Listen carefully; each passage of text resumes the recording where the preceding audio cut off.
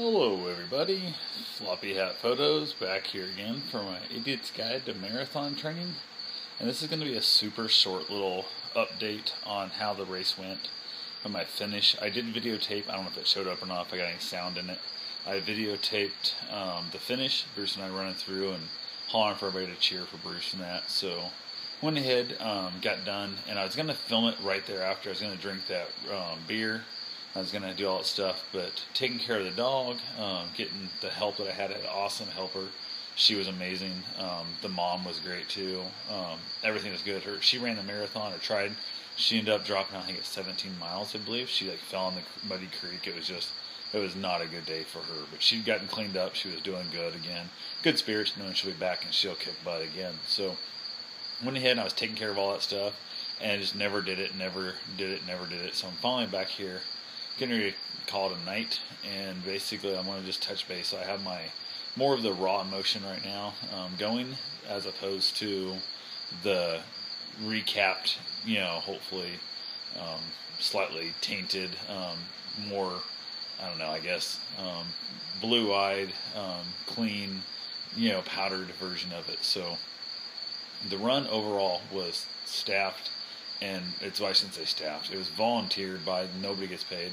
It was volunteered by, and the people who were volunteering were by far amazing. Like, they were all the best people you could ever ask for. Absolutely stunning. They were just so helpful, constantly asking, hey, what can we do? What can we do? What can we do for you?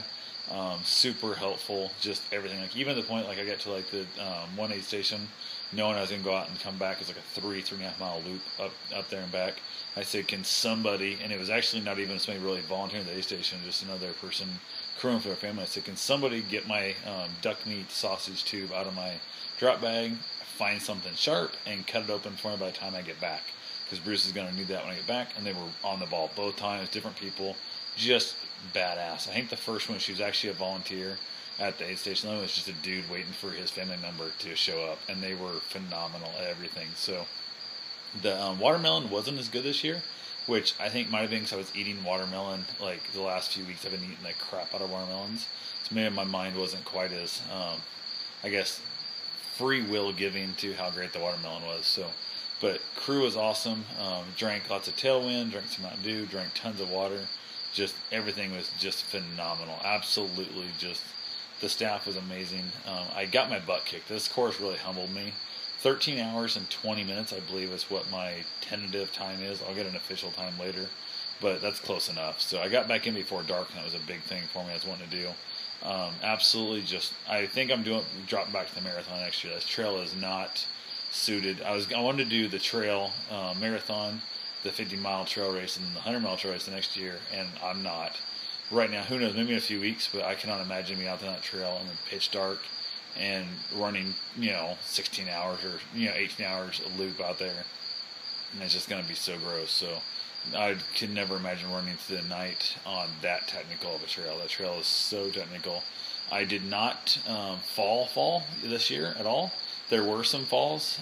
There was a lady behind me running at one point, which I mentioned earlier, and she took a fall and smashed the front of her mouth, like right on the tree root, and it stunned her a little bit. And then she got up. She was good. We picked her water bottles, put them back in her pack.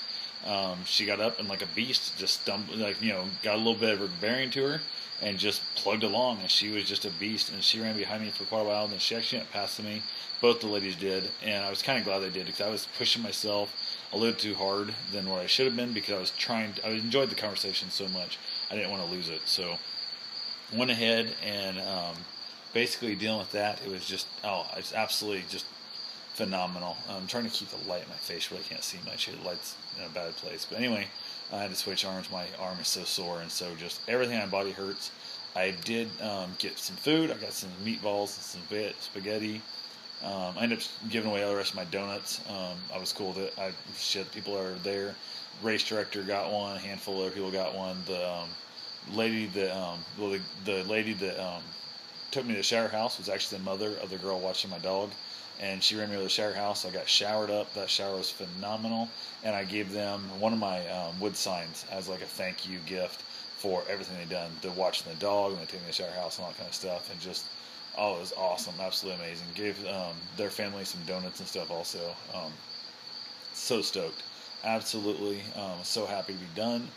Everybody was so friendly. It was, I mean, not an ill word anywhere of anyone, except I had a guy, I guess, yell at me because I didn't know Rocky Horror Picture, so I'd never seen the movie, never didn't know the song. He's like, "You can't look at me, turn off your light and look away," and I was like, "Okay, you're fucking drunk." So I was like, whatever, no big deal. So I went ahead. I think it was in good spirits, but it just came off a little bit that, it was. I could have said Rocky Horror Picture Show sucks. I think there could have been a fight. So it was good. Bruce he's battered. He really is. So as of right now, I think the goal is just to let him sleep on the bed all day tomorrow. There is a couple raw spots where the cooling vest, hydro vest, rubbed him a little bit. I got some ointment on it, some polysporin in that. Hopefully it's going to help cure that up a little bit, and we'll go from there. So I don't know. We'll see what happens. I'm super stoked about how he's doing. He was a beast. Absolutely loved how well he did. So stoked. Everybody there loved him. They were all talking about him, and it was amazing how people would come up and they're like, "Oh yeah, we were just talking about your dog back here with other groups and blah blah." And it was just so funny. So it was awesome stuff. There was a bunch of dogs this year. It was really cool.